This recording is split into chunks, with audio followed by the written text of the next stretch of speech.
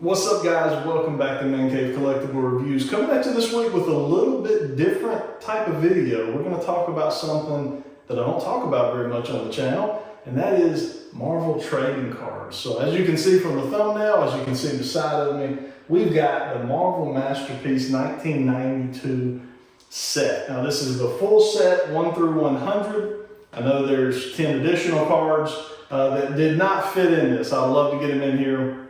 They did not fit based on the measurements. It was perfect to get 100. So I stuck with those. These are the ones that really are nostalgic to me. So these are the ones we got on here. But the point of this video is I'm going to share with you how I did this. It was very simple. It really wasn't that expensive. I'm going to put some links to everything that was involved in making this. That way, if you ever decide you want to do one, you'll have kind of a template to do so. So we'll start this out by saying I was inspired by ManCave Collectible. Many years ago, he did a video where he took his Marvel Masterpiece 1992 set. I think he took it to like Michael's or somewhere and had them do exactly what I've done here. If I remember right, it was a pretty pricey thing that he did. It looked fantastic. But ever since I saw that video, I've always told my wife, I want us to try to do that. I think we can do it ourselves, and it looked pretty good, and we finally set out to do so. So shout out to Jim Mint. He totally gave me the idea on this, so I want to give him his credit where credit's due. Let's talk about how I did it. So the first thing I did was I went on Amazon and I found a frame that measurement-wise would fit 10 cards across and 10 cards down. So that would give us our 100 card setup. And again, I'll be flashing images here on the screen for you to see the actual image there on Amazon, and I'll put links down in the description of the video for it. So the frame was actually the most expensive part of this build. The frame's a 30 by 40. It's just plexiglass frame. It runs about $60 on Amazon. So that was the most expensive part of this. In fact, the set of cards actually ran me less than the frame itself. So I went on eBay, and you don't need a link to 92 Masterpiece figures. You can go on eBay and find a ton of the full set, the base set. You get the base set. I think I paid about $48 for this base set. Now I have an original base set that was mine. I've had it for a long, long time, and it's in a book. I didn't want to use my original base set, but I didn't ruin these cards. These cards are completely usable. They're not glued to it, the card itself. Now obviously they're affixed to the backboard. We'll talk about that in just a minute. But the frame, 30 by 40.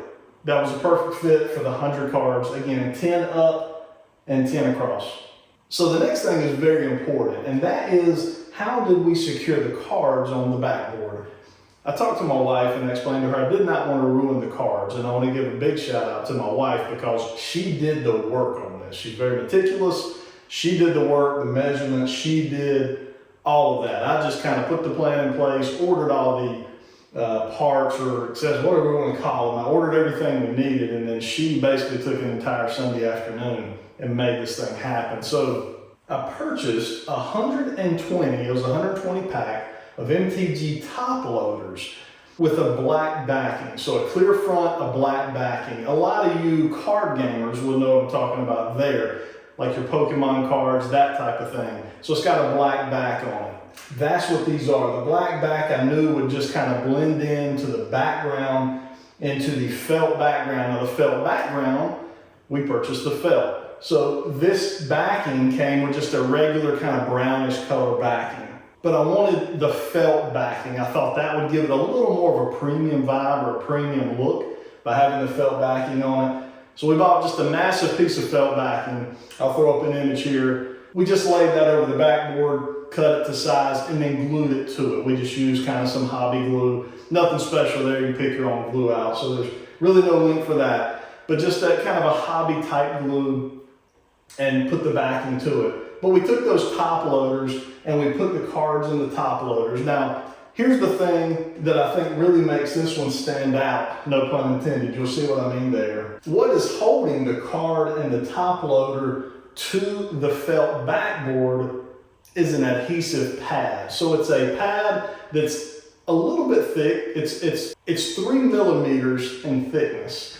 That pad is hooked to the back of the top loader and then affixed to the actual felt backboard.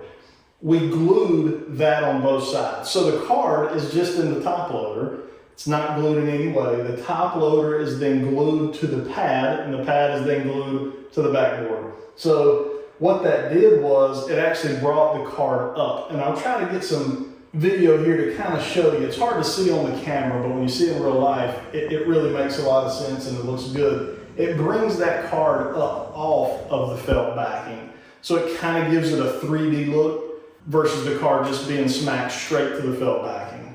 We really like that. We kind of tried it both ways just to see which way we liked, and we really appreciated and liked the way it looked, kind of being up off the felt backing. So that's how we did it. This was just going to be a quick video to show you guys kind of this little project that me and my wife took on. It was a lot of fun kind of seeing this come to fruition. Especially watching her really work on this thing. I kind of laid around and watched football on Saturday afternoon and kind of gave her some assistance as she needed it, but she's really a crafty type person, and this was right up her alley. So she was able to really take her time and just really get this the way we wanted it. So all in on this thing was about 130 bucks, and that includes the actual base set of cards. So you've got about 48 to probably 65 bucks, somewhere in there for the card set. You've got about 60 bucks in the frame.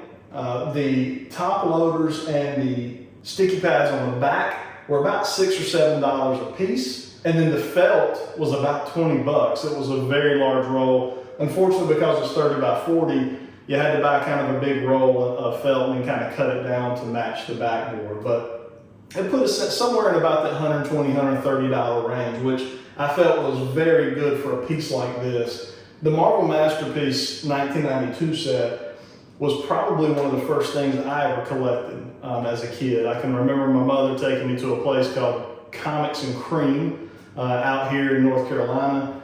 It's not there anymore, but I'd get out of elementary school and she would take me over and give me $5, let me run in and buy a pack of cards.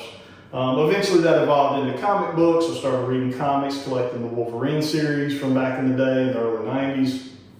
But these 1992 masterpieces were probably the first thing I ever truly collected and tried to take care of, you know, putting them in binders, that type of thing. Now, as I got a little bit older, I kind of got into some sports cards as well. Again, comic books and then action figures and things like that. But everything really prior to this, it was just toys. I didn't take care of it. It wasn't a collectible, it was to play with. So I can remember these being so special to me and really kind of getting me into that addiction, that collecting addiction that we all kind of deal with from time to time. So again, cards have always been very special to me. I've collected them off and on throughout really my entire life. This is not anything I've ever showed on the channel, much like my comic book collection. I've just not showed a whole lot of that. So you guys drop comments down below if you want to see more of that type of stuff. I would love to do that type of stuff. We just always kind of stuck to toys with the channel. But yeah, let me know in the comments what you think of this. Is this something you'd ever be interested in doing? What do you think of the 92 Masterpiece set? Does that hold a place in your heart? I'd love to hear your guys' stories on that. But yeah, all the links will be down below. That's it for this video. I hope you guys have a good rest of your day. Until next time.